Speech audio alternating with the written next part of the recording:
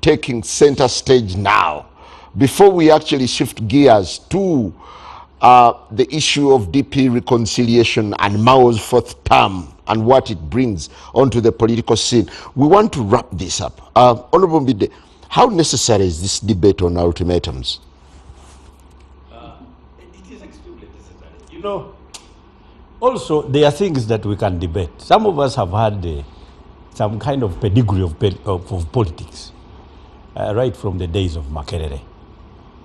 We have had some bit of camaraderie that we have associated with each other to the extent that we have become almost blood brothers. When you see one of the blood brothers standing in such a way that he is now enjoying to issue an ultimatum to another blood brother and one other young person who actually is not within the realm of that camaraderie is there laughing. In my opinion, I think that was an unfair bit for my brother Mwanga. And I think maybe probably history. I thought it raises his profile now as a DP, rather as a NUP deputy. I meant DP for deputy president. You see, as a deputy president who cracks the whip. NUP is a young party. There is no way you can be more of a member.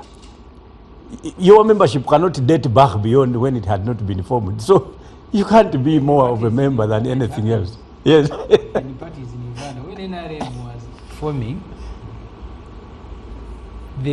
what troubled members, I remember the Honorable Martin Wandera, was that the party was starting day one, but it had a veterans ridge and historical members ridge. But President Museveni so when he asked, he was told these things were formed long ago. You know, there's what we call axiomatic faith. When somebody almost begins to look as if he's a member of the praise and worship choir of one leader. For me, I think I am not going to be in politics for long because those are things I don't know how to do. Who is a member? Could you elaborate on that praise and worship choir? Just a second. For me, I don't do praise and worship. I maintain independent opinion, but I can also do a retreat program based on knowledge of issues. You're being vague. I know a member of praise and worship. I do not praise and worship any leader in any country, by the way. Because clearly, I think it is incumbent upon you to establish a legacy even for your children that makes it clear that you will not be counted as one when you are not. I am not a musician, I am not an artist. I cannot engage in praise and worship of a single leader. I do not even want to engage in conduct that begins to look as if it is pointing towards that direction. Honorable Lulume, at the end of the day, who wins, who loses? As NUP now starts targeting who will come back, who will leave, who should apologize? Well, I think the intention, there is an intention, there was an intention. I know Mwanga Chivumbi as a person who has always strived to ensure that the opposition comes together, converges. No doubt about that. We have been on that mission. And when you see a disintegration because of a misunderstanding within the party, and you can really call shots, maybe he overly did it, maybe the tongue, I mean, you know, the way you communicate also matters. So you think Mwanga is outperforming on loyalty? I will not say so because he has always been loyal when he means business. But if that kind of gesture was overly articulated, then a new way of communication can be made. So that if at all those people who feel they could have been misunderstood in their way of communicating and in what you could call aberrant behavior, then they can sneak back and be welcome. I know some people who fear to go to their party headquarters because the environment at party headquarters is obnoxious. I have not been to the party headquarters, the Democratic Party headquarters, because I know there had been an army at the party headquarters, which was creating an environment that is not conducive. The last time you made an attempt, I remember you were bundled up. I was taken to the gallows. I had expected Mr. Mbide to come as a lawyer to help me, because we had that camaraderie, as he has said. But he was waiting for instructions when his brother was being incarcerated for going to the party headquarters, you know. And I wish other parties don't have that kind of environment. Let us learn that because parties transcend individuals, they are above, they are superior to individuals, and the individuals, we cannot be under the whims of individuals, definitely. But the set of rules, processes, procedures, constitutions help us to fit into the party, not into the ideas of individuals. And once we get to understand that, we are not born of the same mother, we are not born of the same father, we come from different perspectives, but what brings us together are the overarching aims, purpose, objectives that are bringing us together. And those other characters, propensities must be cut off, trimmed, in order that people fit into that mission. Honorable Aisha, when Honorable Mwanga Chivumbi made this announcement, I saw the principal very cheerful about it, and he said, now that you've talked about ultimatums, I've granted it. Does it in a way point to the supremacy of the leader, not the party? Why do you want to throw words into the mouth of the president of the NUP? Because he did not say that. I would actually play it back. I have had the two persons attempting to vulgarize what Honorable Mwanga said, to reduce it to be a Mwanga thing. And I want to speak as a Deputy Secretary General of the NUP. Was it a party position? That's the party position. Okay? So let this not be understood to be a Mwanga's thing. And Mwanga did not intend to appease anyone. If the president was happy and looked very happy, he was happy. And actually he said that finally someone is speaking the party line. He said that. How can you say we are vulgarizing? You were. Because Honorable Mwanga was not speaking his mind. He spoke as a deputy president that time. He was invited as Is that how NUP communicates? He was invited as the deputy president, okay, to speak before the president invited the president. And he said, for the NUP members of parliament that have not conformed to the ideals of the party and have not conformed to the aspirations of the party, you have two options. Okay? Either apologize and stay with us, or please quit. That's what he said. That's plain to the gallery. And that was fine. It wasn't. I thought... if it had been Mwanga's position, I wouldn't have been here to speak for it. Why am I here? You invited me as an officer from the NUP, not as Aisha Kabanda. So how did the party arrive at the conclusion that these MPs are guilty? We have sat... Before you had even tried them. We have sat severally, okay? And the president has severally encouraged all of us to do several things. One of them, to attend party activities, okay?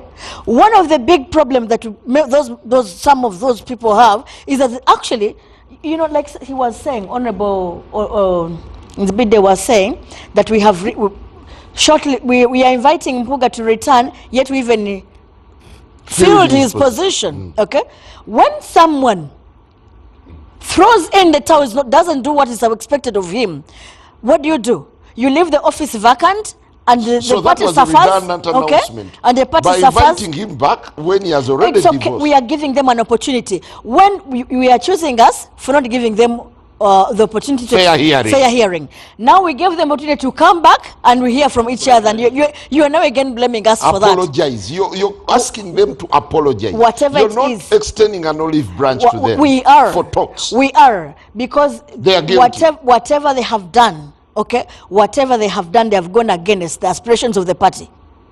Several of them have spoken against the party. They have contradicted the party. If the party says, we don't want to associate with these people because they are corrupt people and we don't believe there's anything good in them, what do you want us to do for a person that have chosen to go with the Muhozi?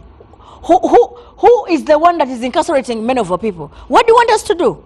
So then you'd be, So what we have pretentious to invite that person we have back extended into the no fray we for are giving discussion. we are giving them an opportunity. Actually, we threw a rope to them to either hang themselves, okay, Yeah. or turn down the rope That's and a say we rope. have come. Yes. So we've put a line.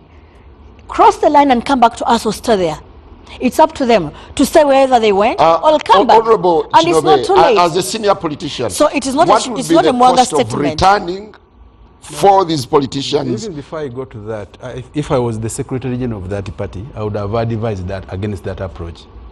You would have summoned, these are very senior leaders, your MPs, flag bearers, who are holding up your flag very high. Did you want a written summon?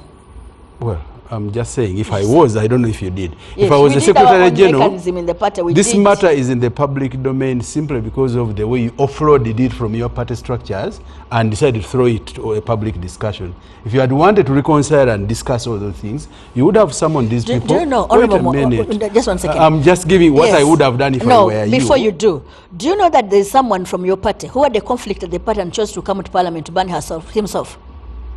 Okay, one of your party employees. You are talking about one of your party employees. Are you Instead of going to the chairman, equating instead that of party going to the employee chair- to a deputy president of your No. party? We are talking about the profile. But are you equating a person who kills himself?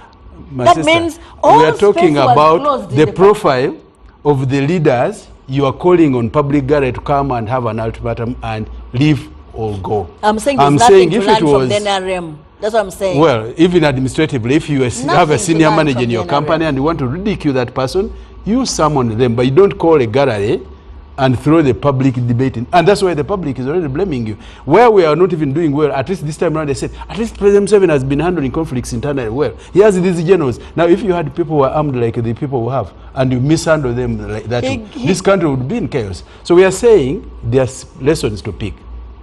If you want to pick them, if you are a serious party. There are no lessons. But if you are There are not, no Just lessons for from the information NRM of to pick. Honorable Chinobe. You see, Ugandans are also very interesting people.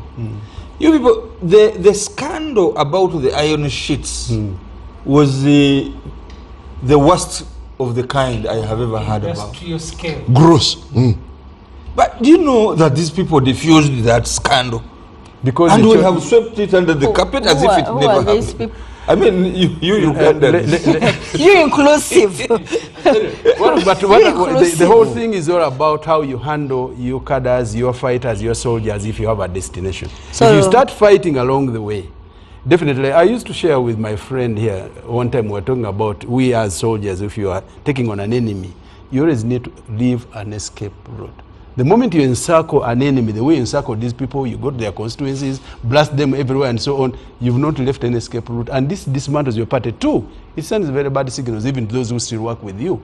They say, hey, if they did this to a president, possibly me, you wait until after the tickets. Because some of you people are talking nicely. Is that Because the advisement? cards are around the corner.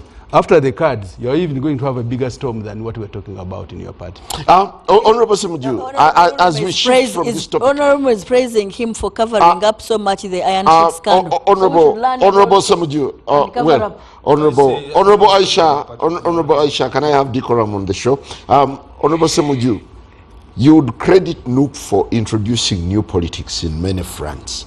Here is another new way of doing politics. Come, stand on the pulpit and say, we are ready to forgive you. You see, the Honorable Mwanga Chivumbi, I met him at the university. He is a more seasoned politician than many of us. They were with Dr. Waiga and others. I was in the media for quite some time. So he has experience. Maybe the experience he needs to acquire and improve on his communication. In FDC, when we are campaigning for positions, I was contesting to be a party spokesperson. Those who were competing against me, they said for me, because of the party, I go to each and every radio. And I told them, you see, you are choosing an advisor, you're choosing a manager. Being a good communicator also means knowing when not to communicate. being a good communicator. It means you must know when to communicate and when not to communicate, what not to communicate. I think this announcement has caused the NUP an unnecessary debate. We should be debating Museveni, kidnapping Edumutwe and others. See the debate that we are involved in. Did the NUP suggest the topic is there? No, the moment you... They because just actually, It's highly topical. actually have kidnapped someone else. from my media background, Under our watch. the media may set the agenda, but you also can set the agenda. So if you volunteer a topic, then you don't blame those who are discussing it. And that's what the Honorable Mwanga Chivumbi, whether it is your structure or whoever it is, that debate you caused it. It did not cause itself.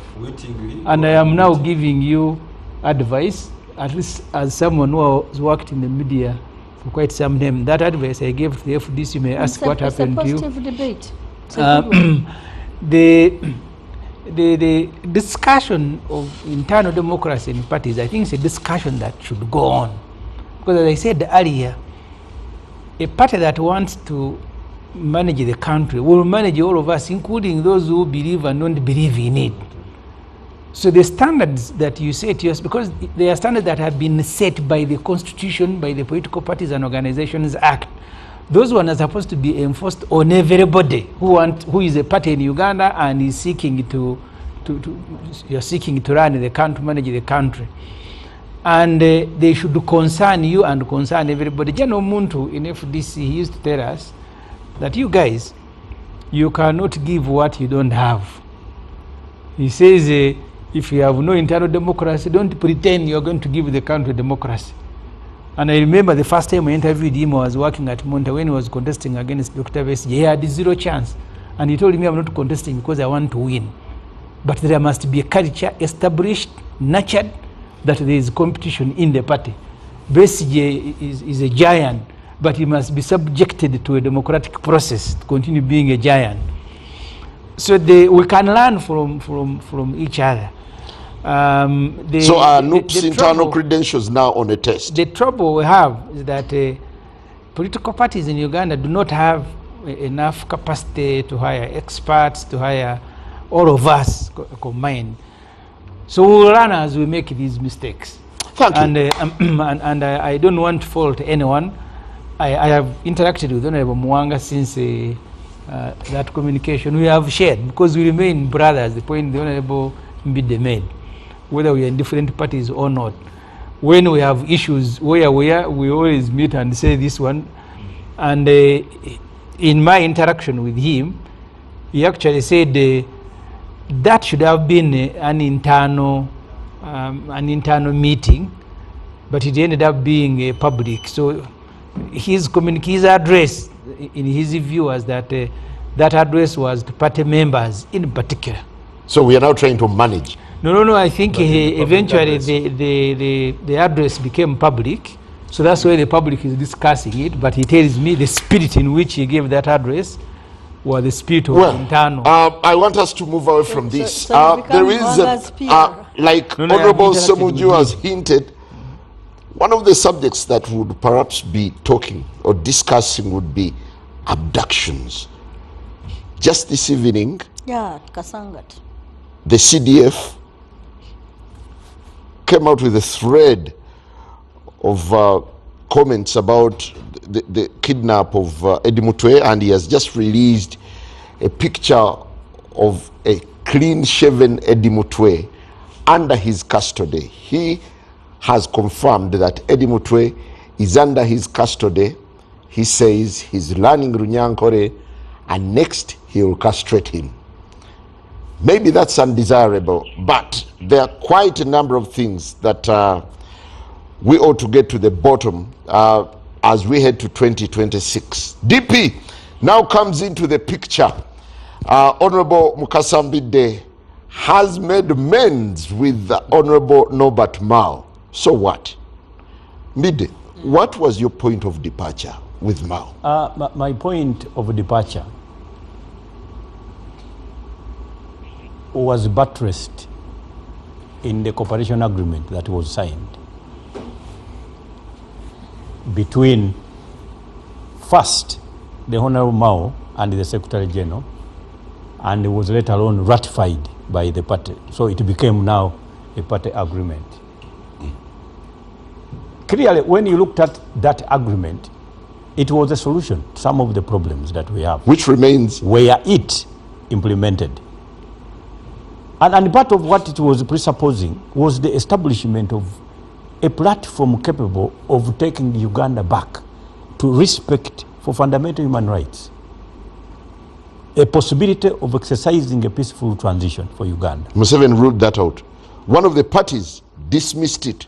Yes, but it is written in the agreement. But he could be in a position to rule it out because the agreement presupposed the talks that would commence.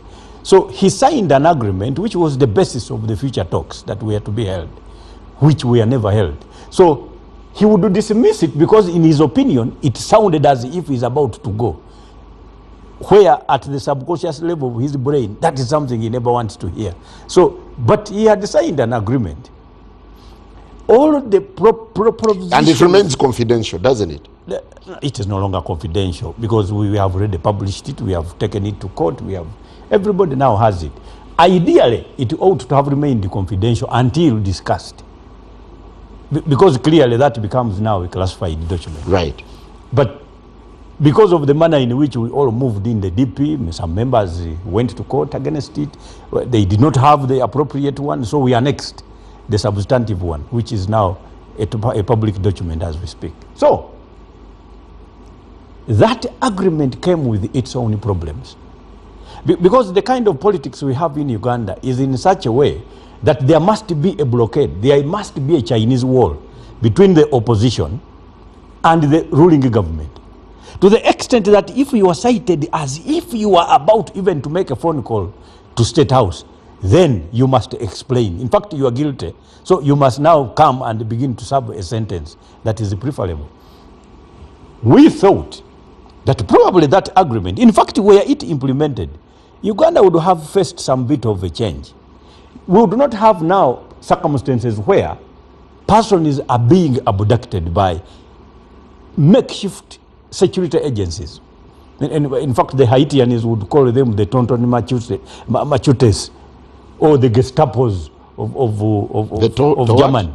Tonton Machutes. So they establish secret police establishments that begin now to orchestrate arrests. And the persons do not even know where they are, and even their own relatives are not aware.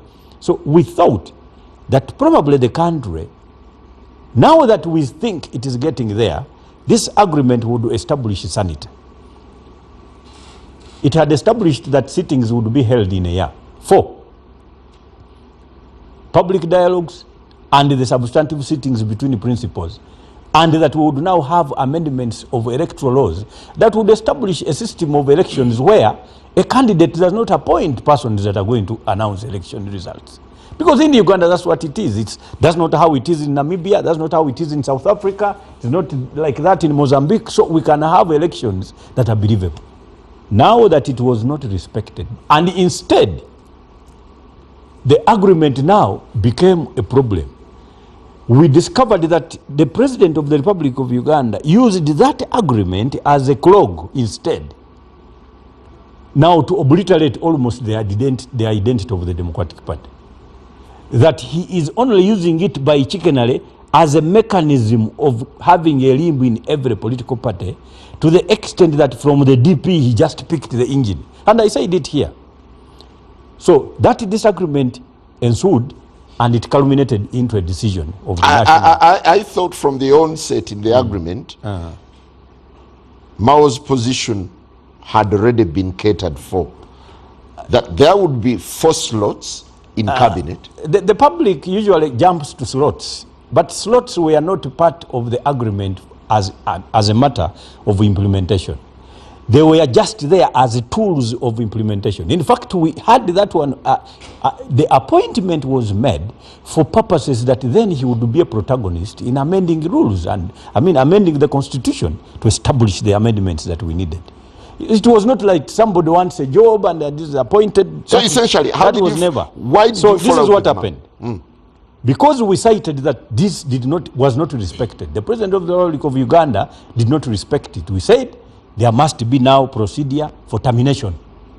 Now, that is what everybody called a disunit between me and Norbert Mao. Yet it was a disagreement with the manner in which the NRM government had treated the Democratic Party. Or you were simply envious that he was in and you were out? No, in where and I'm out where? So there is He's on the high table eating and you're out in the cold.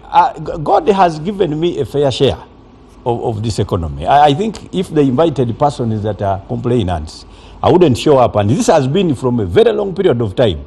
So that is not me. But when we held now a National Executive Committee meeting and ultimately a National Council that did not actually come out well as we had contemplated. But the National Executive Committee, which is a decision-making body, decided to commence termination proceedings upon a motion that I personally presented. So that is where now... So the dust is settled. That is when it's settled. Honorable Lulume. Yes. What does the reconciliation between Mbide and Mao spell for the DP fallout faction? First of all, Honorable Mbide here and Norbert Mao, the Minister for Justice and Constitutional Affairs, have never been at loggerheads at all. They are in this together, and that kind of overture was about awakening President Museveni that, you know what, in your agreement with Mao, there were certain other slots which you are not dispensing. There is even another fellow, he's the vice president of DP in Western Uganda, Imam Makumbi. Even made worse statements. That we go to be Oyabianswa. You rebuttal. It's okay. It's okay. Let him make his submission. Yes. Because but let the conduct be maturity, really. I listened very carefully. Yeah, because if you put things so it was that are irritating. Trying, huh? Because I have been irritated, but being patient is also a very good thing. I have not pointed at you.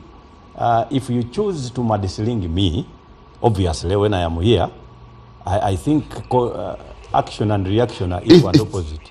Okay, let me say things. And as a vice president, you should be tolerant, more tolerant. That is the best tolerance I can give. Should be more tolerant. I am not an authority on tolerance. Okay. So for me, that is my take. Honorable Mbide and the Honorable Mao have never really been at loggerheads in that this. Is correct. Yes. In this. And I want to assert that they wanted to create an avenue where the party discusses a cooperation agreement which they never initiated, and of which the process and outcome they had never envisaged in our lives. Are you closed at all with this agreement? Sorry? Do you have this agreement yourself? The agreement, yes, they had to be forced to bring it, because when we put an agreement on our petition in the Constitutional Court, they said no, they had a fake one. They brought another one which was similar. Paramateria, they will tell you. Actually, and they affixed it, and we said, okay, materially they don't differ, and this one is also a scanned document. It is also not an original document, but all the same, we gave it to the judges. They will make a decision. But of course, within that, there were certain things to be dispensed with. And for those who agreed with Norbert Mao that this was a good thing to do, there were certain benefits which could come. Goodies. Because what I know that everybody was caught off guard, including my brother, really. We have had this discussion, unfortunately, on TV and radio. But even the rest of them, they were really caught off guard. But the Minister for Justice and Constitutional Affairs was quite astute in the way he was communicating with them. You see, there are slots here, including members of parliament, really. And so the agreement was more to do with eating. Huh? it continued to the party headquarters, where people were opposed to this kind of adventure. They say, you know, you people have got children who need jobs. You see, the man has gone into the government and they are going to dispense jobs. Don't you want jobs? And people have been writing CVs and loading them with their party president so that jobs could come. Dupery of the worst kind. So when you hear this coming into the discourse within the structure of the Democratic Party, which has never initiated it, for me, I wrote and I warned that that matter ought not to be discussed within our party structures, because process and outcome has never been our domain. Rather, we leave court to make a decision about it. Actually, it was sub judice in my point of view. But in their wisdom, where I was not in Soroti, they felt that they should continue to discuss it. Do you agree that this reconciliation is now throwing you off balance? There is no reconciliation, because these people have always been together. These are brothers, they have camaraderie, and therefore it is, you have misconstrued an initiative to make the party terminate what it didn't start in the first place. For you, on the face of it, you may think that the party has ever owned a cooperation agreement with. We have insisted that no party organ has ever initiated that, and the President and Mr. Norbert Mao himself in Soroti told the story as it was, how he was called to join NRM government, and how he himself wrote the so-called cooperation agreement as a framework by which he goes. He gave the narrative as it was. So it confirms that this was never a process and outcome of an initiative of any party organ. Okay, do you agree that now Mao has been emboldened to come for another term with weight?